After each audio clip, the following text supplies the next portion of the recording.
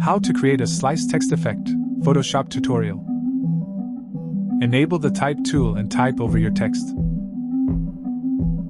Click Ctrl+T to resize.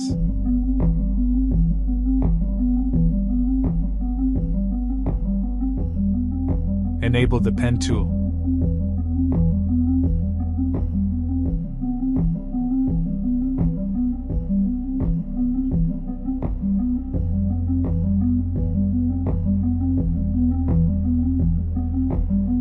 Right-click to make a selection.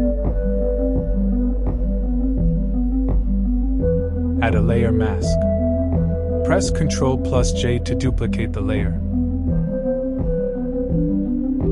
Click the mask thumbnail, then press Ctrl+I to invert mask. Move the layer.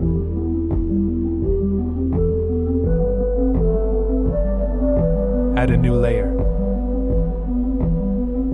Hold Ctrl key and click the mask thumbnail.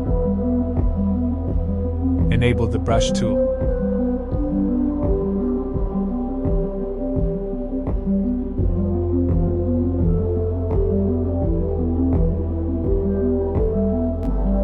Press Ctrl+D to remove selection. And there you have it, your slice text effect.